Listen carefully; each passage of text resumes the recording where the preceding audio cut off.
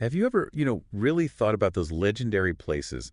Not just stories, but actual locations people whisper about, like Atlantis or maybe Shambhala. Oh, absolutely. It's this deep human thing, isn't it? This fascination with the idea that there might be hidden worlds, sort of just out of sight. Totally. And today we're diving deep into one of those legends, Hyperborea.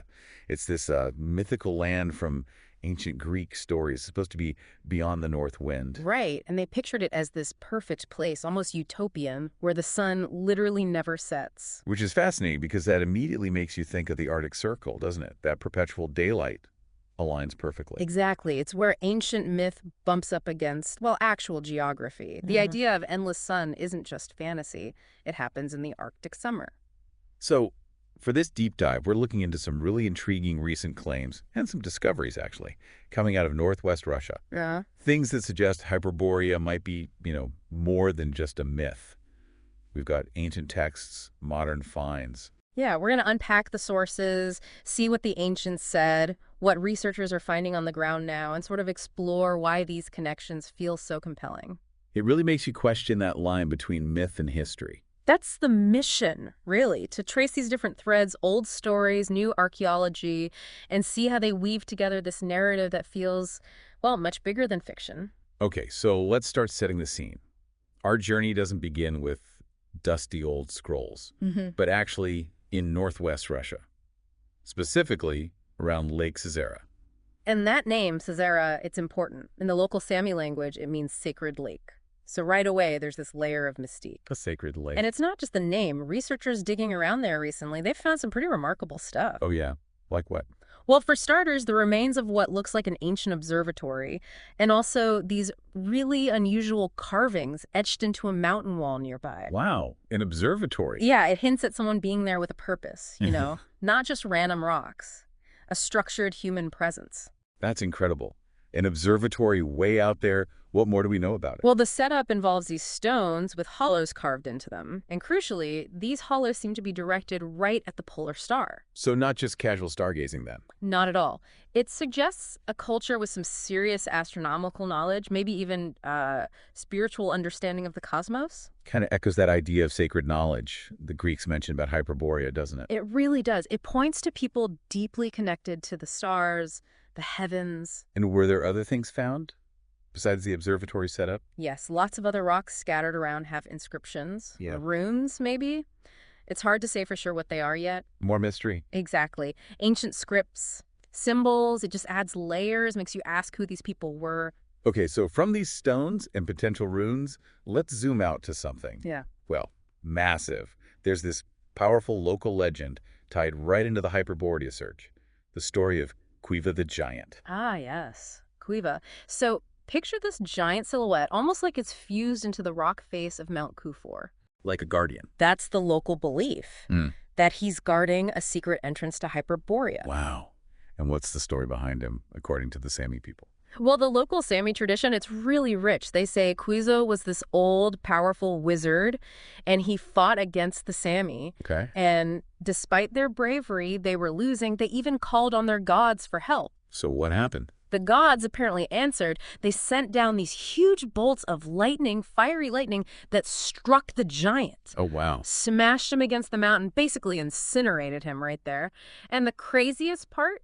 What's that? The imprint, the shape of his body, is supposedly still visible today on this rock called Angvandiskor, the highest peak in the area, the Lavaskaya Tundra. You can still see it. That's the legend. And here's a really curious detail people report. Go on. Apparently, bits of the rock around the imprint where he supposedly fell, they're crumbling away naturally over time. But the giant silhouette itself, it stays untouched, doesn't erode. That's weirdly specific. Yeah. And persistent. It is. It makes you wonder, right?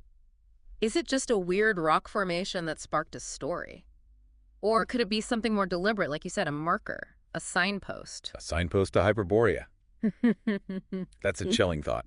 And this idea of secret entrances, hidden paths, it actually brings us to something else, something a bit darker from the early 20th century. Right, the story of Alexander Borino. Yeah, this explorer who, according to accounts, actually found an underground entrance, like a crevice near Lake Caesarea. But the story doesn't end well, does it? No, it really doesn't. He was shot dead later on. And the reports RBTH mentioned this, suggests his discovery was deliberately stifled by the elites ruling the scientific community. Stifled.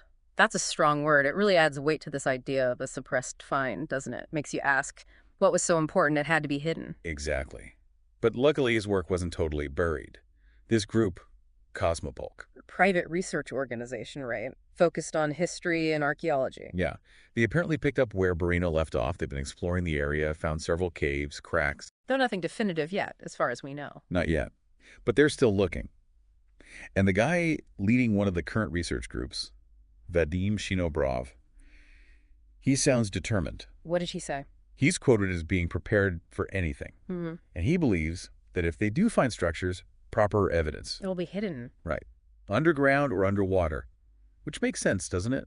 For preservation. Absolutely. If something that ancient, maybe that advanced existed, the best preserved bits would be protected, buried, or submerged. Mhm. It shows they're thinking strategically about where to look. It feels like a very methodical search, despite the, legendary nature of it all. Mm-hmm.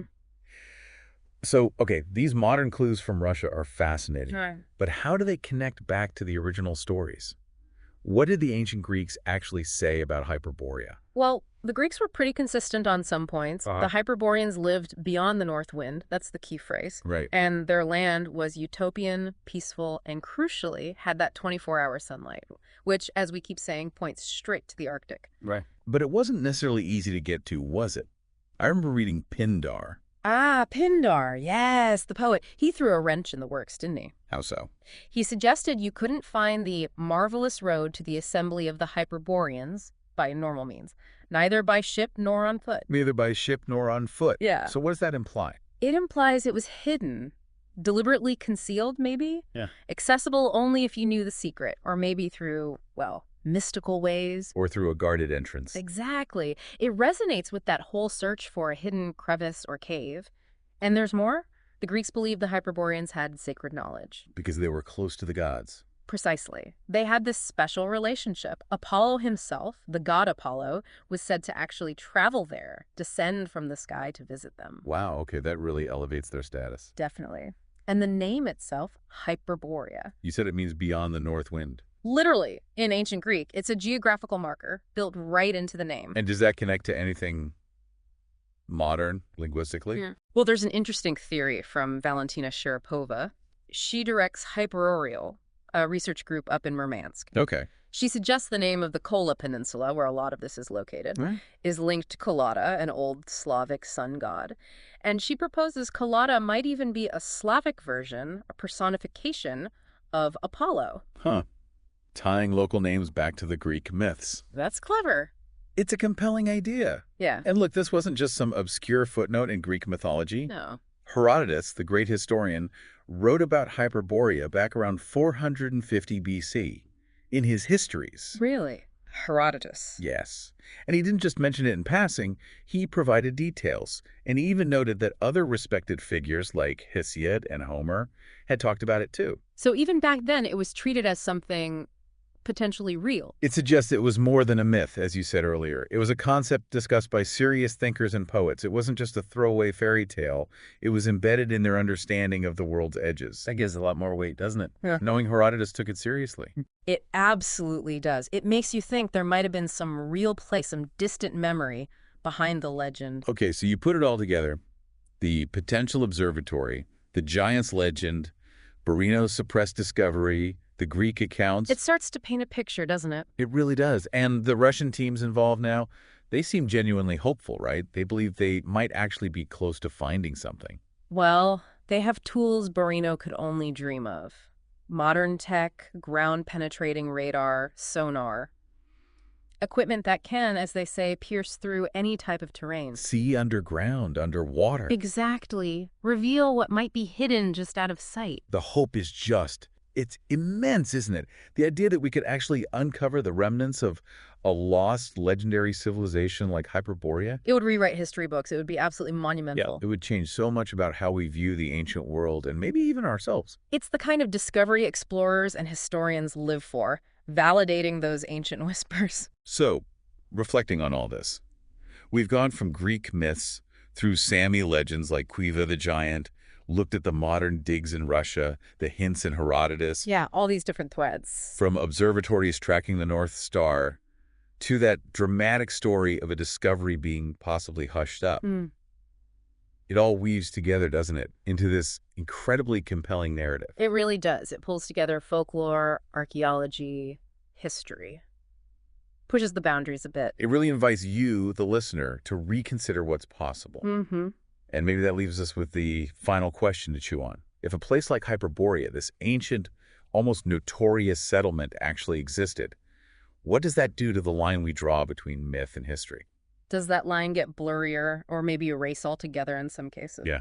And then you have to wonder how many other lost civilizations, stories we've always dismissed as just fables, might actually be out there, waiting. Just beneath the surface, maybe? Or hidden behind some secret entrance we just haven't found yet.